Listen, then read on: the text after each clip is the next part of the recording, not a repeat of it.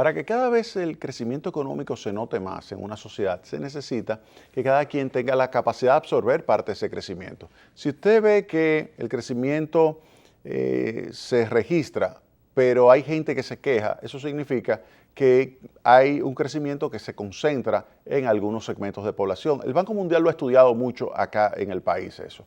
El Banco Mundial ha dicho, bueno, pero el crecimiento no es equitativo, porque vemos cómo la economía dominicana en los últimos años ha estado creciendo en el entorno del 7%, el año pasado quedó un poco por debajo del 5%, pero los 3 años anteriores estuvo un promedio del 7%. Y tú ves que la gente se queja, entonces hay un problema, y es un problema de distribución. Ahora, ¿qué se puede hacer para mejorar esa distribución? Pues, ¿no?, la política fiscal. Y la política fiscal tiene dos ramas. Hay una rama que es la política de impuestos y hay otra rama que es la política de gasto público.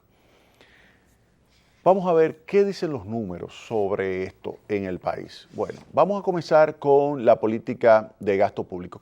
¿Quiénes reciben la mayor parte del gasto público? Comencemos con el gasto de educación. Si usted ve, el 4% del Producto Interno Bruto lo invierte el gobierno en educación preuniversitaria. Ahora, también invierte una cantidad importante de recursos en educación universitaria a través de la Universidad Autónoma de Santo Domingo. Pero tomemos la educación a nivel preuniversitaria, es decir, a nivel de primaria, a nivel secundaria, el 4% del Producto Interno Bruto que el gobierno está inyectando anualmente a la sociedad. ¿Quién se beneficia de esto? Cuando usted hace una encuesta, por ejemplo, de ingreso y gasto en la sociedad, y usted observa quiénes van a las escuelas públicas, se da cuenta de que quienes van es clase media baja hacia abajo. Oigan bien, clase media baja hacia abajo. O sea, no es la clase media, no, la clase media va a colegios privados.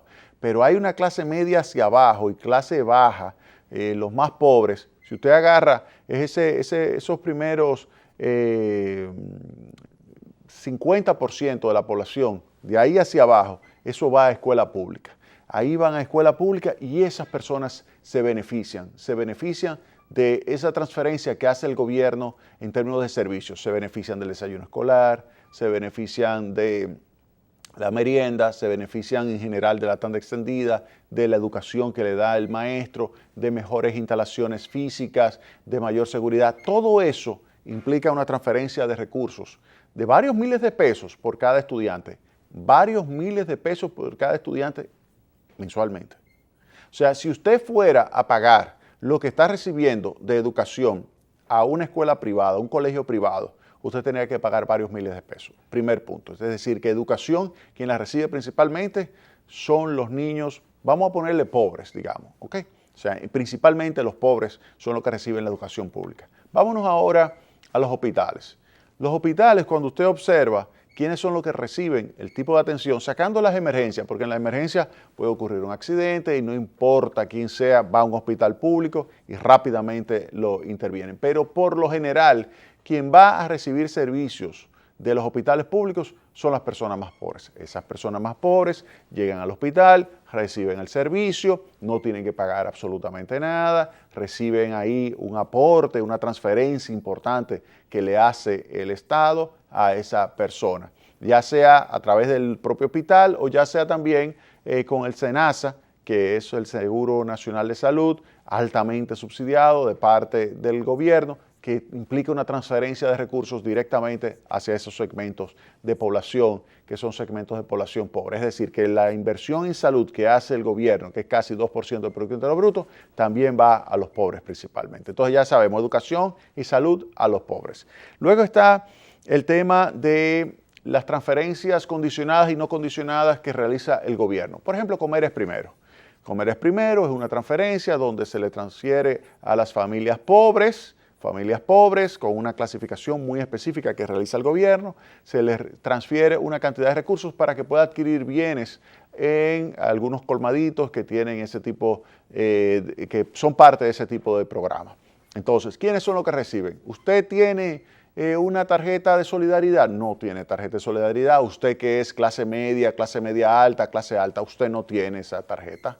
Quien la tiene esa tarjeta son los pobres. Entonces, cuando el gobierno invierte 14 mil millones de pesos, 15 mil millones de pesos al año en ese tipo de programas, pues va también a los más pobres. Cuando el gobierno invierte recursos en Comer es Primero, en el bono gas, en el bono luz, bueno, ahí en el bono luz yo tendría que hacer un paréntesis y decir que hay una parte de esos recursos que va a no pobres.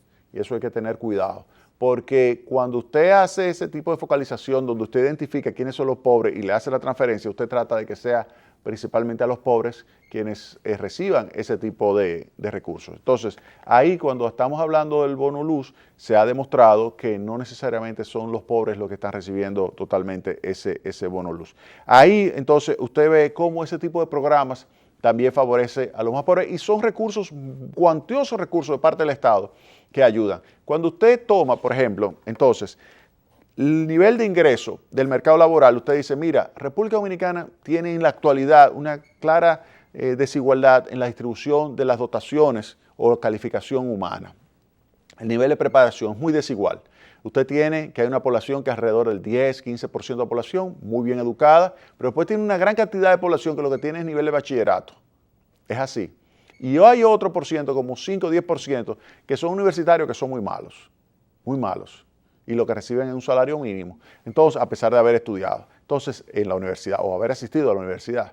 Entonces, eso hace que usted, cuando observa lo que es la distribución de ingresos que parte del mercado laboral, entonces usted dice, es altamente desigual.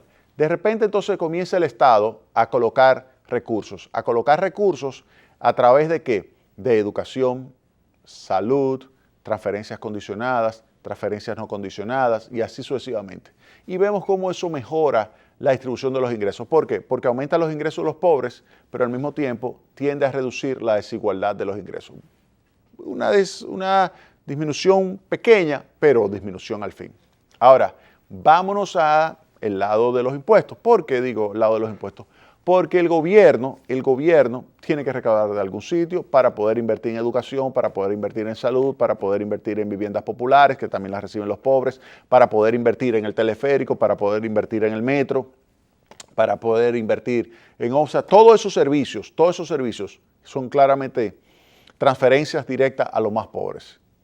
¿Usted se ha montado en el teleférico? ¿Usted se va a montar en el teleférico a menos que sea para pasear? No, ¿verdad que no? No. Entonces, ¿quiénes se montan? Los que viven en unos barrios muy pobres que le ha cambiado la vida. ¿Usted ha ido o usted vive en la Barquita? No, ¿verdad que no? ¿En la Nueva Barquita? No, usted no vive ahí. No, ¿verdad que no? Pero ahí hay muchísima gente que también está viendo este programa que vive en la Nueva Barquita. Y a esas personas se les cambió la vida totalmente. Eso fue una transferencia importante que realizó el gobierno a esas familias. Y le cambió la vida. Con el teleférico le cambió la vida. Con el metro le ha cambiado la vida a muchísima gente. Y toda esa inversión pública, ¿con qué se financia entonces? Con impuestos. Entonces vámonos por el lado de los impuestos. Si tomamos los impuestos directos, ¿quiénes son los que pagan los impuestos directos? El 95% de los impuestos directos lo pagan los segmentos más ricos del país. O sea, los que son pobres y clase media baja pagan pocos impuestos directos. Porque el nivel de exención del impuesto sobre la renta es muy alta. Aparte de que el 57% de los perceptores de ingresos están en la informalidad. 57% de los perceptores de ingresos están en la informalidad. O ligeramente menor, dependiendo si usted utiliza la encuesta nacional de fuerza de trabajo o la encuesta continua de fuerza de trabajo. Pero está ahí en ese entorno, algo así del entorno del 50%. Ahora, ¿qué implica eso? Que usted tiene una cantidad enorme de personas que no está pagando impuestos directos. Y quienes más lo pagan ese impuesto directo, en consecuencia, son los más ricos. Entonces usted está tomando dinero de los ricos y se lo está dando a los pobres, a través de educación, a través de salud, etc. Ahora, hay otros impuestos que son indirectos que ahí sí afectan a los pobres, como por ejemplo el ITEVIS. El ITEVIS, sin lugar a dudas, afecta a los pobres. Aquí en la República Dominicana hay una cantidad importante de bienes exentos que al estar exento, eso significa que se protege a los pobres. Pero usted me dirá, ¿pero eso significa que entonces el ITEVIS es malo? No, porque usted tiene que hacer el análisis neto. Usted le saca dinero a los ricos muchísimo más con el ITEVIS de lo que le saca a los pobres. Pero el dinero luego que usted tiene total de ITEVIS, lo toma y se lo transfiere únicamente a los pobres. En términos netos, ¿qué significa eso? Que usted logra reducir el nivel de pobreza aumentando el ITEVIS, si toma ese dinero el ITEVIS y se lo transfiere directamente a los pobres. Es decir, le saqué 10, pero le devolví 100. Usted dice, pero mire, entonces es negocio. Es negocio entonces mejorar esas recaudaciones para transferírselas. Por eso, cuando hablamos que hay que enfrentar la evasión y que hay que apoyar a la Dirección General de Impuestos Internos y el trabajo de Magín Díaz hay que apoyarlo ahí fuertemente, Si usted ve que se reduce la evasión de impuestos y se utiliza ese dinero para transferírselo a los pobres, entonces vale la pena y hay que apoyar lo que es el esfuerzo en contra de la evasión. Cuando hablamos de que hay una evasión de 45% del ITEVIS, estamos diciendo que hay recursos que deberían estarse pagando y que perfectamente pudieran estar beneficiando a los más pobres y no están beneficiando. Entonces, eso hay que continuarlo haciendo, ese esfuerzo para reducir la evasión. Con relación al impuesto sobre la renta, tengo que decirle que la evasión es 55%. Es decir, que hay una cantidad también importante de evasores que deberían estar pagando impuestos. Y si pagan ese impuesto directo, se puede perfectamente tomar ese dinero y transferírselo también a los pobres. Es decir, que cuando hablamos de evasores, lo que estamos hablando es de dinero que se deja de percibir y que debe ser destinado directamente a los segmentos más pobres del país. Vámonos entonces a otros impuestos indirectos, los selectivos.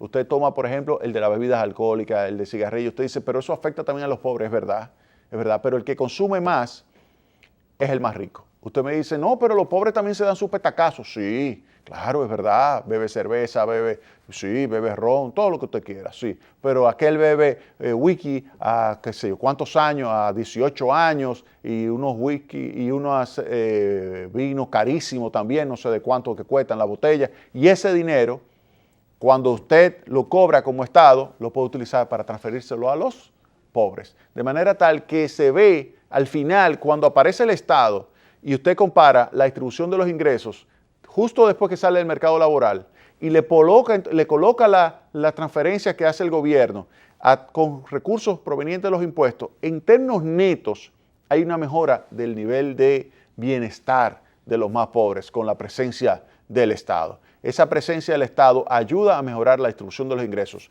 aumenta los ingresos de los pobres, disminuye la desigualdad de los ingresos. Ahora bien, claro está. ¿Significa eso que el Estado tiene que ser hipertrofiado y gigantesco? No. El Estado tiene que ser el socio del sector privado. Es decir, que cuando le saca dinero al sector privado a través de los impuestos, tiene que hacerlo de manera tal que entienda que es su socio. Y cuando establece regulaciones, tiene que hacerlo de tal manera que entienda que es su socio y que el sector privado es el que crea empleo, el que crea valor agregado, el que crea bienestar. El Estado lo que es un elemento que toma dinero de forma lo más eficiente posible, al menor costo posible, toma ese dinero de los ricos y se lo brinda a los pobres. No solamente para que puedan comer más, como es el concepto de comer es primero, sino para que puedan educarse más. Para que esos en el futuro sean los nuevos ricos, con su esfuerzo, con su trabajo, con su dedicación. Sean personas con más recursos y puedan pagar más impuestos y crean un círculo virtuoso y crean una sociedad cada vez más justa. Se nos acabó el tiempo. El próximo sábado tendremos más Tecnópolis. Pase un excelente resto del fin de semana.